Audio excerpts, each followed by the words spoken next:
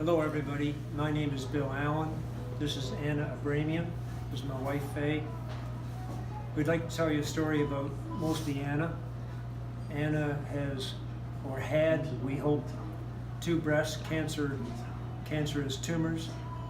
Anna and I met on December 8th when she came to my office. She had found a newspaper report online. Do you want to just zoom in on that, Jacqueline, so you have it? It's available online still. It's called York Region, Bill Allen. It's a story about oxygen.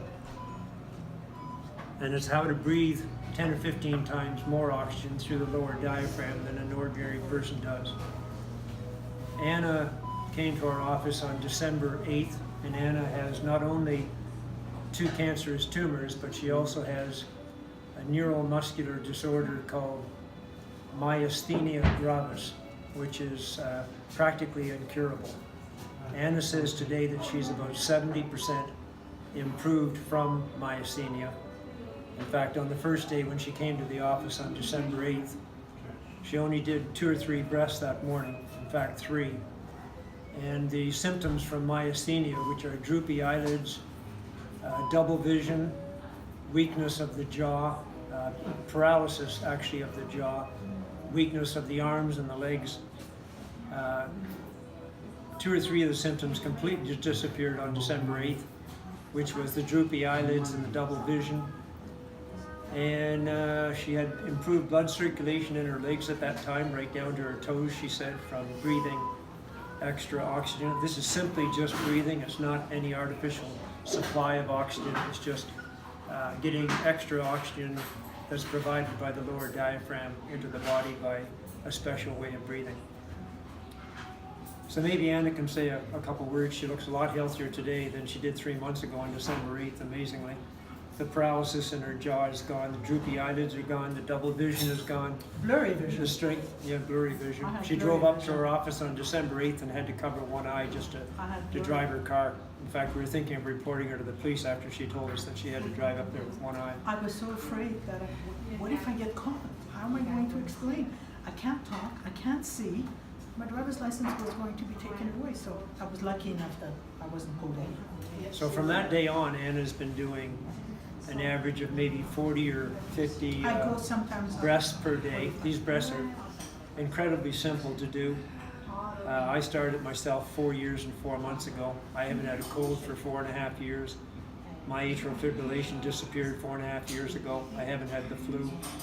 And there's 30 or 40 or 50 people doing this now, this breathing routine, and they're all experiencing some small to major miracles. Anna has been taking chemotherapy since December 8th, and she has 4 or 5 or 6 miracles all of her own. Her blood pressure has gone from the highest of 177 over 110 at the end of November. She's now down to probably an average of about 120 over 80. And 3 weeks ago at her last chemo, she was as low as 117 over 77. At the Princess Margaret Hospital, they recorded her oxygen level 3 weeks ago at 100%, and the nurse said at that time that she had never seen it before, and most cancer patients are at 75 to 80. Drops down to 75. 75 to 80 after the chemotherapy. After her chemo shots on that day, I was at 3 or 4 weeks ago, she was still at 100%, and her blood pressure was at about 120 over 80, which the nurse said is usually 180 over 80. So Anna's 180 over about 110, not over 80. So Anna's experiencing a lot of things that cancer patients don't experience.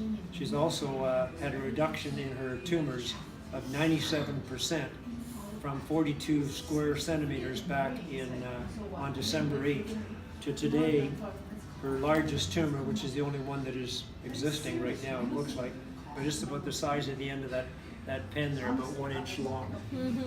Anna's cancerous tumor, the largest tumor was the size of an orange, 42 square centimeters on December 8th. So we think that the oxygen that Anna is breathing, much, much more oxygen than an ordinary person breathes.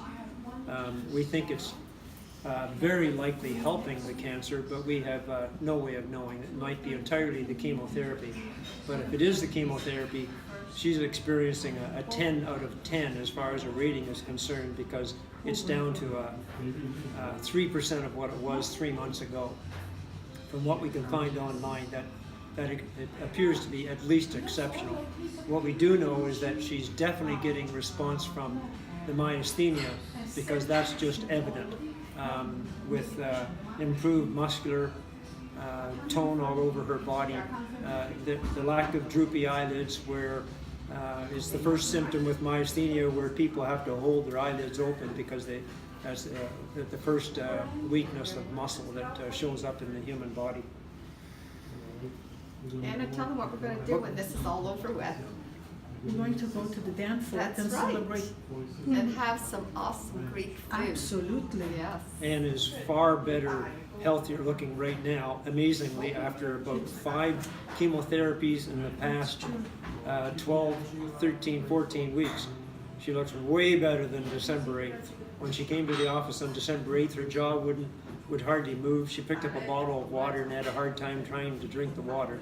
With one breath and the increased oxygen from one breath, which kicks up your blood flow, Anna's paralysis in her jaw disappeared.